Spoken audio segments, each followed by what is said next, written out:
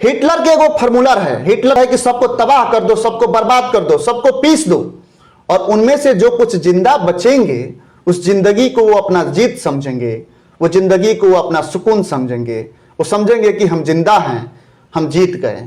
नमस्कार, हम बने अमरजीत कुमार गिरी, रवा देखतानी भोजपुरिया झकोरा के स्पेशल एपिसोड दिव्यांग। उम्मीद करता नहीं कि रवा लोग इन समर्थन और प्यार देम। दिव्यांग लोग के स्थिति काफी खस्ता हो चुकल बा, और खस्ता करे में कहीं ना कहीं हिटलर के बहुत बड़ा हाथ बा, चाहे वो राज्य के हिटलर होके, चाहे वो देश के हिटलर होके। जी हाँ, दिव्यांग लोग के स्थिति ऐसा बा कि दिव्यांग लोग दाना दाना खातिर मोहताज बा।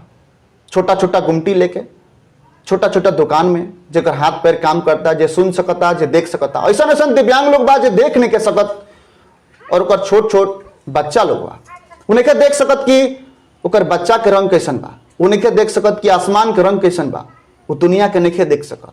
कुछ ऐसा ऐसा दिव्यांग लोग बा जे अंधा बा, वो संगीत नहीं के सुन सकत, वो हमने के बात नहीं के सुन सकत, बस देख सकता, सुन कुछ भी नहीं के सकत। शादी भइल, शादी के बाद से एक दूगो बच्चा, ओकरा बाद से एक्सीडेंट हो गई, स्पाइनल कोड इंजरी हो गई। 6 साल से केहू बेड पर बा, केहू 7 साल से बेड पर बा, केहू 8 साल से बेड पर बा, केहू 10 साल से बेड पर बा। मदद के नाम पर 400 रुपया महीना सरकार के तरफ से, वो भी कितना। राज्य की अगर बात कर जाए तो राज्य में दिव्यांग की संख्या करीब 50 लाख बा। बिहार के हम बात करते हैं। अगर गोपालगंज जिला, एक जिला की बात कर जाए तो गोपालगंज जिला में दिव्यांग लोग की संख्या करीब 1 लाख बा, और 400 रुपया महीना पेंशन सिर्फ 17,000 के करीब, 17,000 लोग के, 17,000 दिव्यांग के करीब पेंशन मिलता है, वो भी महीना के 400 रुपया। अब बात कर जाओ टेक्निकल, 1995 एक्ट के तहत, जो PWD 1995 एक्ट रहे, वो एक्ट के तहत 4 प्रकार के दिव्यांग लोग रहे। लेकिन बिहार के सरकार अपन पीठ थपथपावे खातिर 2016 में RPWD एक्ट बनौलस, दिव्यांग अधिकारों का कानून 2016 कहल जाला एकरा के। RPWD 2016 में आई। 2016 अधिनियम के तहत 21 प्रकार के दिव्यांगता के शामिल कल गई, और उनमें बहुत सारा सुविधा के बात कहल गई जो धरातल पर कहीं नहीं के दिखाई देत। ऐसे हम कहनी है कि हिटलर के जो सोच रहे, वही सोच से कहीं ना कहीं पीसे के, मारे के, तबाह करे के, बर्बाद करे के प्रयास जारी बा। वो लोग के जेकर केहू नहीं के, वो लोग जे कुछ देख नहीं के सकत, सुन नहीं के सकत, चल नहीं के सकत, बोल नहीं के सकत, कुछ समझ नहीं के सकत, कहीं ना कहीं बर्बाद करे के प्रयास चलता। उम्मीद करें कि समाज के लोग, भोजपुरिया झकोरा के व्यूवर्स प्यार करी, समर्थन करी, और वो लोग के मदद खातिर सामने आई। जैसे लोग आइल बा सामने, माई के अकाउंट नंबर कुछ लोग मांगल है, जो वीडियो हम रात में डले रहनी, माई के अकाउंट नंबर हम दे दिले बानी, बहुत लोग मदद करता है, माई के अकाउंट पर पैसा लोग भेजता।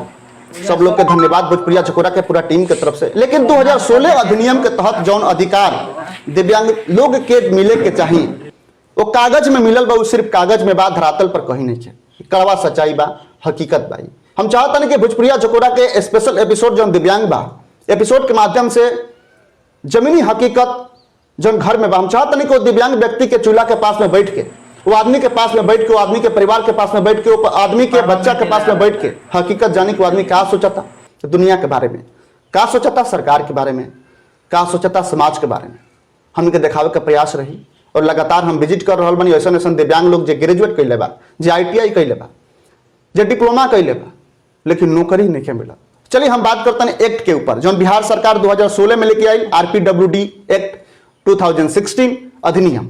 अधिनियम में बहुत सारा सुविधा दिहल गई बा। सेंट्रल गवर्नमेंट के तरफ से सेंट्रल लेवल पर एगो चीफ कमिश्नर के बहाल कल गई बा, और हर राज्य में एक एक कमिश्नर के बहाल कल गई बा। कहाँ बड़े कमिश्नर, कहाँ बड़े चीफ कमिश्नर, कहाँ बा जिला के ऑफिस, जिला के ऑफिस में क्या चलता।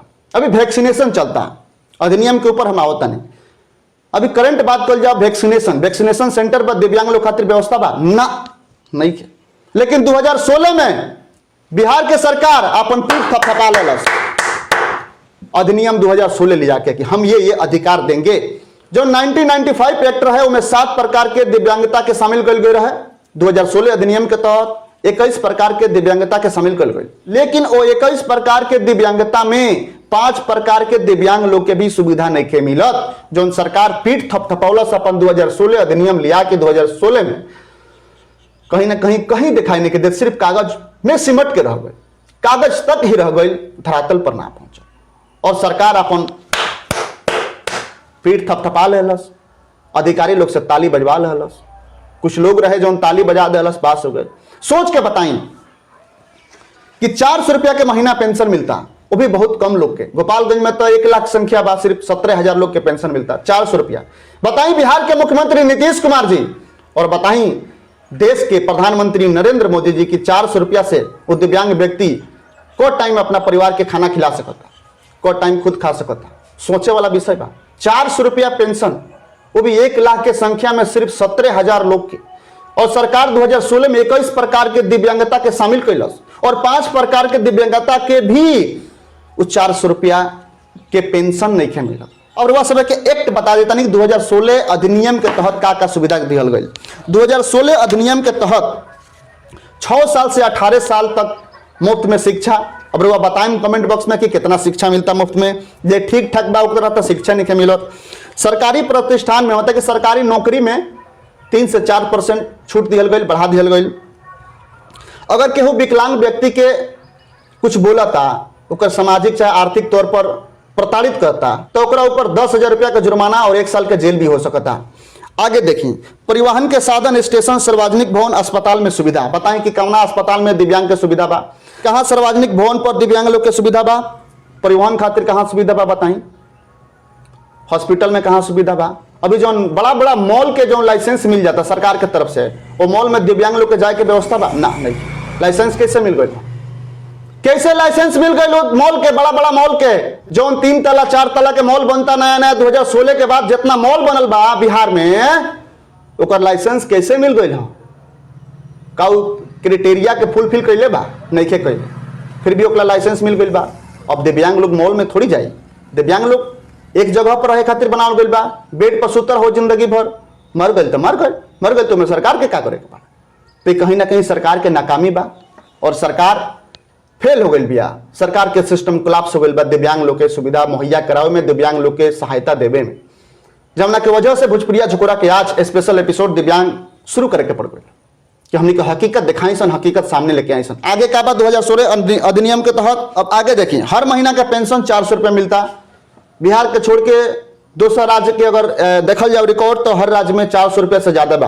कहीं 1,000 बा, कहीं 2,000 बा, कहीं 500 बा, कहीं 700 बा, कहीं 4,000 बा पेंशन है। जो बिहार में दिव्यांग लोग के 400 रुपया ही महीना मिलता। आगे देखिए, स्कॉलरशिप, अगर केहू दिव्यांग विदेश में जाके पढ़ाई करे के चाहता तो ओकरा स्कॉलरशिप मिली। मतलब अब बताई ना, ये सरकार विदेश में भेजी 400 रुपया का महीना देता खाए खातिर, वो सरकार विदेश में पढ़े खातिर भेजी, संभव नहीं है। आगे देखिए, संरक्षित स्मारक में मुफ्त प्रवेश। अगर केहू कहीं जाए के चाहता, घूमे के चाहता, संरक्षित स्मारक देखे के चाहता, तो ओकरा वो जी पैसा ना देवे के पड़ी, मुफ्त प्रवेश मिली। पता ना मिलता कि नहीं, रुआ सब कमेंट बॉक्स में बताया। मुफ्त स्कूटी प्रत्येक वर्ष, ना तो ट्राईसाइकिल और मुफ्त स्कूटी, एक पैसा ना लगे, फ्री में। कितना मिलता साहब बताएं? बिहार के मुख्यमंत्री नीतीश कुमार से हम पूछता नहीं कि कितना ट्राईसाइकिल मिलल है 2016 के बाद से, और कितना फ्री में स्कूटी बांटल गई है। माने स्कूटी ओकरे मिली जो चला सकता है, जो सक्षम बा चलावे में स्कूटी के। बहुत लोग सक्षम बा साहब, लेकिन स्कूटी तो छोड़ दी साहब, ओकरा ट्राईसाइकिल भी नहीं मिलल। खैर आगे देखिए, दिव्यांग लोग के गैस के एजेंसी और पेट्रोल पंप में छूट बा। गैस के एजेंसी अगर केहू दिव्यांग खोले के चाहता, पेट्रोल पंप खोले के चाहता, छूट बा। और ओकरा बताई सोच के कि कौना दिव्यांग के गैस के एजेंसी और पेट्रोल पंप मिलल बा तो कितना घूस देवे के पड़ल बा ओकरा में। तो जे अपन परिवार के खर्चा नहीं के चला सकत, वो पेट्रोल पंप गैस के एजेंसी कैसे खोले? फिर कहीं ना कहीं जो दावा बा वो झूठा साबित होता, झूठा दिखाई देता। आगे देखिए, सरकारी नौकरी में छूट बताऊनी है। सरकारी बस में मुफ्त बस सेवा, सरकारी बस में मुफ्त बस सेवा। पता नहीं ले जाइए सन सरकारी बस में, फ्री में बैठिए सन दिव्यांग लोग के, ढकेल के बाहर कर दिए सन, ढकेल के बाहर कर दिए सन। सच हम बताओ नहीं, सरकार के सुविधा सिर्फ कागज में बा, सिर्फ कागज तक ही रह गई बा। कहीं धरातल पर सुविधा दिव्यांग लोग के दिखाई नहीं के दे, जो 2016 अधिनियम के तहत कहल गई। सबसे बड़का झूठ बा, सबसे बड़का फ्रॉड बा। और देखिए, दिव्यांग लोग के जो समस्या बा, ये कोरोना से भी ज्यादा खतरनाक बा। कोरोना के तो वैक्सीन बन गई बा, कोरोना के दवाई भी बा, बहुत लोग रिकवर होता, लेकिन हई जो दिक्कत बा, जो समस्या बा दिव्यांग लोग के, वो कोरोना से भी ज्यादा खतरनाक बा। कोनो दवाई नहीं के। अब बताइए, भूख के कौन दवाई बा? जे सुन नहीं के सकत ओकर कौन दवाई बा? जे बचपने से चल नहीं के सकत ओकर कौन दवाई बा? लेकिन सरकार भी मारे के चाहता हिटलर के जैसे, जो हिटलर की सोच रहे कि मारो, बर्बाद करो, तबाह कर दो और उनकी जिंदगी छीन लो, उनमें से कुछ जिंदा बचेंगे, उसी को वो अपना जीत समझेंगे। ये लोग जियता जैसे तैसे, ये लोग सोचता कि यह हमनी के जिंदगी बा, यह हमनी के समाज बा, इससे ज्यादा हमनी के कुछ मिल नहीं के सकत, इससे ज्यादा वो लोग उम्मीद भी नहीं के करब। कुछ लोग के तो मालूम भी नहीं खे कि सरकार के तरफ से पेंशन भी मिलेला, राशन कार्ड में नाम नहीं खे, बहुत दिव्यांग लोग के तो आधार कार्ड तक नहीं खे बना। ये व्यवस्था बा देश के, ये व्यवस्था बा राज्य के, ये व्यवस्था बा आसपास के जिला के। तो चलिए हमरा यहाँ अजीत कुमार गिरी रउआ देखत रहनी है भोजपुरिया चकोरा के स्पेशल एपिसोड दिव्यांग। अगर ये वीडियो रउआ हमरा फेसबुक पेज पर देखत रहनी तो हमरा फेसबुक पेज के लाइक करी, फॉलो करी। अगर ये वीडियो रउआ हमरा यूट्यूब चैनल पर देखत रहनी तो हमरा यूट्यूब चैनल के सब्सक्राइब करी, बेल आइकन के दबा ली, लाइक करी, कमेंट करी। नमस्कार, प्रणाम।